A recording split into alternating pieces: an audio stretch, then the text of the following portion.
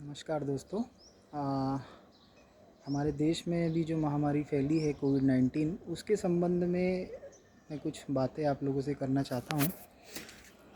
सबसे पहले तो देखिए, कोरोना जो वायरस है कोविड-19 और स्पेशली जो अभी इसका नया म्यूटेंट आया है जो अभी बहुत ही ज़्यादा इफ़ेक्ट कर रहा है, तो उसमें सबसे पहला हम क्या कर सकते हैं कि हमें घबराना नहीं है। सबसे बड़ी चीज़ है, क्योंकि देखिए, यदि हम घबराते हैं तो कोई भी दवा या कोई भी डॉक्टर किसी भी मरीज़ को कभी ठीक नहीं कर सकता यदि वो अंदर से मजबूत नहीं है। क्योंकि सबसे बड़ी चीज़ होती है, सारा खेल है आपके दिमाग का। यहाँ यदि ये मजबूत है तो दवाएं भी काम करेंगी, डॉक्टर भी अपना काम कर सकते हैं और बीमारियों में भी उसका फ़ायदा होता है।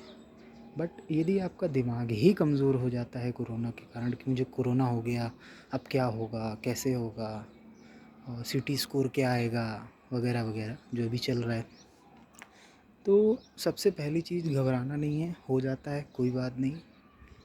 आज हमारी बचपन से लेके आज तक क्या कभी हम बीमार नहीं पड़े? कभी हमें बुखार नहीं आया, शरीर दर्द नहीं हुआ, बदन दर्द नहीं हुआ, क्या नहीं हुआ? सब कुछ हुआ। तो ऐसा नहीं है कि फर्स्ट टाइम हमें कुछ ऐसा हो रहा है। सबको आदत है, सबको पता है। हाँ, ये थोड़े अलग टाइप का वायरस है, जानलेवा है, इसमें लोगों की जान भी जाती है। पर उसमें घबरा के या अपने आप को कमज़ोर करके हम उसका फ़ायदा कर रहे हैं, ना कि अपना। ठीक। अब उदाहरण के लिए आप मुझे ले सकते हैं। मुझे लास्ट मंथ हुआ था कोविड। फर्स्ट 2 डेज़ पहले 1-2 दिन तो उतना नहीं पता चला, क्योंकि नॉर्मल सर्दी बुखार था, सर्दी भी उतनी नहीं थी, तो लगा एक नॉर्मल है, ठीक हो जाएगा 1-2 दिन में। बट वो धीरे धीरे बढ़ रहा था। तो 3 दिन बाद डॉक्टर को दिखाया, उसने दवा दी और रिकमेंड किया कि आप कोविड टेस्ट करवाइए, बिकॉज़ लक्षण तो लग रहे हैं। और उसके अलावा बिकॉज़ चेस्ट में बहुत ज़्यादा प्रॉब्लम हो रहा था, कफ़ वगैरह जम गया था, तो सिटी स्कैन के लिए भी उन्होंने रिकमेंड किया कि सिटी स्कैन भी आप करवा सकते हैं, सॉरी एक्सरे करवा सकते हैं। फिर करवाया, रिपोर्ट आया, कोविड भी था और प्लस लंग्स में 90% इन्फेक्शन था। बिलीव करिए, 90% इन्फेक्शन था मेरे लंग्स में। सांस लेने में थोड़ा बहुत प्रॉब्लम हो रहा था जब मैं घर पे था, बट इतना ज़्यादा प्रॉब्लम होगा ये पता नहीं था। जब रिपोर्ट आई, डॉक्टर ने बोला, मेरी सिस्टर और मेरे जीजा जी आए थे, तो उनसे डॉक्टर ने बोला कि भाई ये तो बहुत क्रिटिकल की सिचुएशन है और आपके पास टाइम बहुत कम है। स्पेशली उसने ये वर्ड कोट किए कि आपके पास टाइम बहुत कम है, आपको आज ही रात को हॉस्पिटलाइज करना पड़ेगा और you have to very quick. अब उनके लिए भी एकदम शॉक्ड था कि ये क्या है। खैर, हॉस्पिटल में भर्ती हुए। फर्स्ट और सेकेंड डे 1-2 दिन ट्रीटमेंट चला, उसके बाद थोड़ी हालत ज़्यादा क्रिटिकल हुई, आईसीयू में जाना पड़ा। डॉक्टर ने आईसीयू में शिफ्ट किया। ऑक्सीजन लेवल भी कम हो गया था, 88-87 तक आ गया था। सांस में बराबर प्रॉब्लम था और सीने में दर्द बहुत था, बिकॉज़ वो इन्फेक्शन। एक टाइम ऐसा भी था आईसीयू के दूसरे या तीसरे दिन के बाद में, उसी के अराउंड, कि डॉक्टर ने ये तक कह दिया था कि थोड़ा सा मुश्किल लग रहा है, बिकॉज़ रिकवरी है नहीं और इन्फेक्शन और बढ़ रहा है।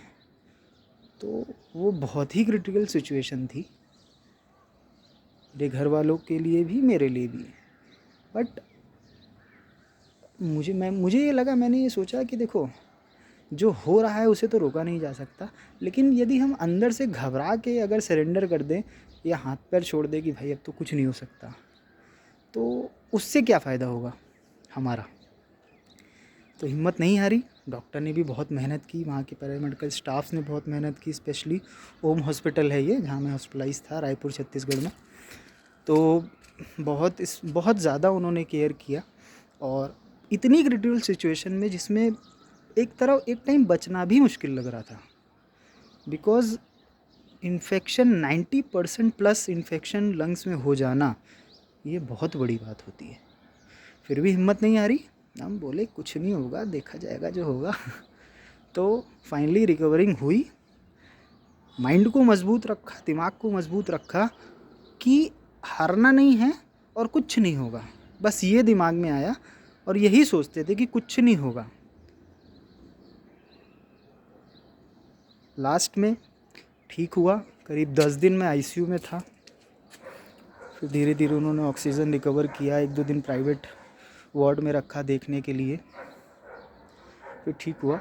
हाँ, थोड़ा सा अब फिज़िकली तो इंसान बहुत लॉस होता है, बिकॉज़ मैंने ही कम से कम 9 to 10 किलो के आसपास वेट लॉस हुआ, बहुत ज़्यादा स्लिम बट ठीक है, कोई नहीं, वो तो फिर से रिकवर हो सकता है। अभी काफ़ी हद तक रिकवर हो भी गया है, बिकॉज़ लास्ट 26 को मैं डिस्चार्ज हो गया था और अभी आज 25 अप्रैल है, ऑलमोस्ट 1 मंथ हो गया है, तो पहले से बहुत रिकवर है। हाँ, ये है डिस्चार्ज के बाद बहुत सारे प्रिकॉशन लेने पड़ते हैं। आपको घर पे ही कुछ दिन आइसोलेशन टाइप में ही रहना पड़ेगा सबसे अलग, बिकॉज़ वो प्रिकॉशनली होता है आपके और अपने घर वालों की सेफ्टी के लिए। प्लस आपको बाहर नहीं निकलना है, ये भी बात सही है, और निकलना भी नहीं चाहिए कुछ टाइम के लिए तो। और स्पेशली ये जो समय है इसमें तो बिल्कुल किसी को नहीं निकलना चाहिए जब तक बहुत ही ज़्यादा ज़रूरी काम ना हो। उसके बाद दवा वगैरह अभी भी चलती रही, बट फाइनली रिज़ल्ट ये आया कि मेरा जो कहने का मतलब आप लोगों से सिर्फ इतना है कि जब इतनी क्रिटिकल सिचुएशन में भी मैं वापस आ सकता हूँ, तो अभी जितने भी केसेस आ रहे हैं उसमें 90% ऐसे केसेस हैं जो माइल्ड हैं, यानी कि वो आराम से घर पे या थोड़े बहुत ट्रीटमेंट से भी ठीक हो सकते हैं। तो उसमें इतनी घबराने की कोई ज़रूरत ही नहीं है किसी को। Get my point. बिकॉज़ देखिए, आपको सर्दी खांसी हो रहा है, सिम्टम्स आ रहे हैं, जो भी है उसकी प्रॉपर दवा है, किट आती है। सबसे पहला काम अपने को कुछ चीज़ें ध्यान में रखनी है। वो ध्यान में क्या रखना है, सिम्टम्स आते हैं अभी, स्पेशली ये जो टाइम चल रहा है, ये पीक चल रहा है, तो इसमें क्या है, सिम्टम्स आने में आपको वेट नहीं करना है। वेट इन द सेंस कि 2-3 दिन मेडिकल की दवा खा लेते हैं, कोई छोटा मोटा डॉक्टर है हमारे फैमिली डॉक्टर टाइप जो होते हैं, उनकी दवा खा लेते हैं, नहीं कराते टेस्ट अभी एस, ये गलतियां नहीं करना है, बिकॉज़ ये ही गलतियां आगे चल के भारी पड़ती हैं। आपको सिम्टम्स हैं, आपने टेस्ट नहीं कराए, धीरे धीरे वो 3 से 4 दिन हो गए, 5 दिन हो गए, तो जो उस वायरस की क्षमता है वो लगातार, बिकॉज़ आपके शरीर में तो वो चला गया, अब उस वायरस की क्षमता लगातार शरीर के अंदर बढ़ती रहती है, बिकॉज़ उसे जो जो भी ड्रग्स चाहिए, इंजेक्शन चाहिए, जो डॉक्टर हमें रिकमेंड करते हैं, वो नहीं पहुंच रहे, क्योंकि आपने टेस्ट कराया नहीं, आपको पता नहीं कि है भी कि नहीं, आप नॉर्मल दवा वगैरह ले रहे हैं, ठीक है। तो उसमें आपको सबसे पहले अभी की डेट में थोड़े से भी सिम्टम्स लगते हैं, आप तुरंत टेस्ट करवाइए, स्पेशली RT-PCR ही करवाइएगा। रिपोर्ट पॉजिटिव आती है, कोई टेंशन नहीं है। सबसे बड़ी चीज़, बिल्कुल भी टेंशन लेने का नहीं है कि पॉजिटिव आया तो क्या होगा।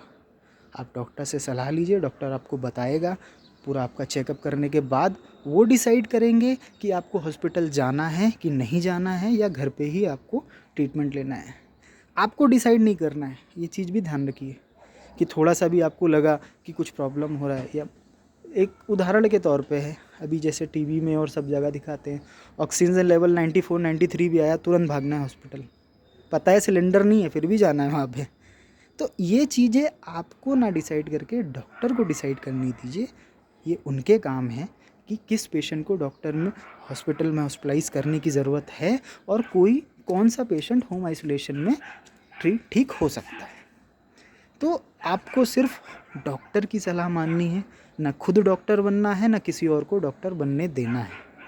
सिर्फ डॉक्टर की बात मानिए, वो क्या कह रहा है, और अपने आप को मजबूत रखिए, खाने पीने से लेके दिमाग तक में। अपने दिमाग में कभी ये मत लाइएगा कि ये जानलेवा बीमारी मुझे हो गई है, अब मैं नहीं बचूंगा, ऐसा कुछ नहीं है। 90% से ज़्यादा लोग ठीक हो जाते हैं।